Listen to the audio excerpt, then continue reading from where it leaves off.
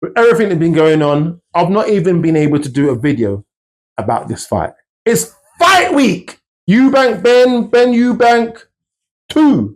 It's happening this week. I've just watched the conference. I've seen everything happening this week. I've not been able to say anything about it because of this blasted camera situation and the microphone. But we're here now. So we're going to touch on it really quickly. Who won the last fight? But I think it's safe to say that Eubank did deserve the win. Now, fast forward to today. We have the sequel, the rematch, unfinished business. Is it really unfinished business? I thought the business was finished. It has been quite quiet in terms of a lead up. Not really much has happened. Eubank has done a little bit of prodding and poking. Ben is saying, I'm a reformed character. I've been to therapy. Nothing really upsets me no more. I was a broken man before, but now I'm just happy. Cool. Let's see how long that lasts. I saw an interview that Ben was saying he used to think that Eubank was a bit of an act. But he spent enough time with him to know that this is how Eubank is. He's the same person off camera as he is on camera. And he doesn't like either one of them. But I've never really thought that Eubank was an act. I've always thought that Ben was an act. Grimacing, snarling, angry, wants to kick off at any given time. That's just too energy draining. How can you live your life just wanting to fight for every... What? What are we doing here? Relax, bruv. You can't live your life like that. So I've always thought that the Con and Ben thing, the aggressiveness, the anger, constantly, was a bit of an act, but who knows? But regardless of that, he's a reformed character, he's had therapy, and now he's happy. So he's going into this fight, not harboring any form of emotion like he did last time, purely on business. So we'll see how long that lasts for. Eubank Sr. will be with Chris. He's involved. Slightly different this time. No more surprises. The only thing I did want to touch on before, and I did do a video on this, which is when I realized that my camera is playing up, it's this thing with the ambulance. Now, I don't know how much Chris knows about events. He knows how to be at the event. He knows how to be center stage at the event. But the running of the event, you may not know much about. He's blamed Matchroom or Eddie or whoever it is for this ambulance being stuck for 20 minutes.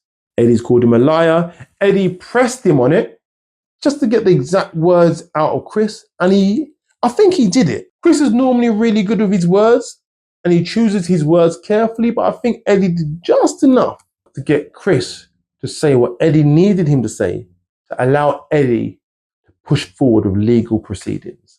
Chris should have been a little bit more careful. Just this one time, I think he allowed himself to slip up. Being honest, does Chris really understand? Remember, Chris just went through a war.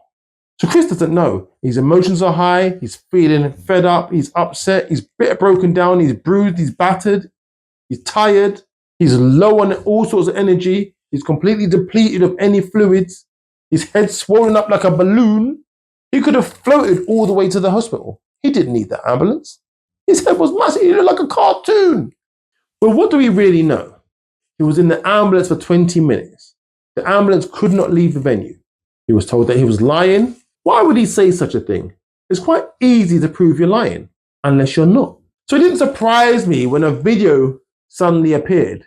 It kind of surprised me because it was so late, like he kept hold of this for so long. But at the same time, it didn't, because it's such a ridiculous statement to make that can be proven if you're lying. But you wouldn't make a statement like that. So he's shown us a video of an ambulance not being let out of the venue. Now, let's just touch on something really quickly. It's an ambulance. Who's in the ambulance? We don't know. But I think it's safe to assume it's Chris. How long's the clip? The clip is like 5 to 10 seconds. A lot shorter than 20 minutes. But it doesn't mean that it wasn't 20 minutes. But it doesn't prove that it was. But here's also the thing. If you've been in that sort of a war, you're tired, depleted of energy, your toenails are falling off, 2 minutes can feel like 20 minutes. So I think Chris can be forgiven for not really understanding what's going on. He's upset, he's bruised, he's battered, he can't get to hospital. Who's responsible? The people responsible for the event are responsible. That's fair to say that that might be a lot of people's reaction. And the people responsible for the event are the promoters. I think that's a fair assessment. But the people responsible for the health and safety of the venue are not the promoters. It's slightly different. But would he know this? Probably not. So has he lied? No. Has he misunderstood? Maybe. Is it understandable that he misunderstands? I think so. But anyway, let's forget that. Let's get back to the fight. Who wins the sequel? In the first fight, I said the whole time, Benn. And it's only on the day of the fight that I said, you know what? I'm going Eubank. And it isn't because Senior turned up. It's literally because in the press conference, when Nigel Benn started talking about the sparring that his son had had, and how people were having to jump out of the rings and run away, and he's doing this and doing that. And I'm like, nah, this is a bit far-fetched. I wasn't having it. I wasn't believing it. And then I started thinking, well, why are you trying to scare people?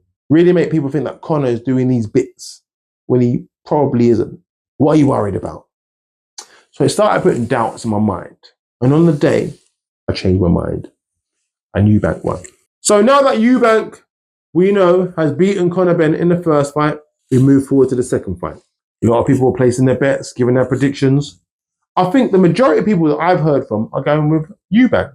Based on the fact that I've seen the first fight, seen what they went through, saw how it panned out, how they performed. I'm going Benn again. Now this might change. It must have taken so much out of Chris to have to go to hospital, spend like 4 days in there, toenails are falling off, heads are ballooning. Apparently he couldn't even go pee because he was so dehydrated. That's madness to have it that your body will not even release waste fluid because it just needs to hold on to some form of fluid, any form of fluid, waste fluid or not. Just give me the fluid. I need fluid. Pee, no. We need that pee. Lose the toenail instead. So I think maybe, just maybe, it's taking its toll on him. And I think that maybe, just maybe, that might show in the fight. Now, I might change my mind nearer the time. What's your prediction?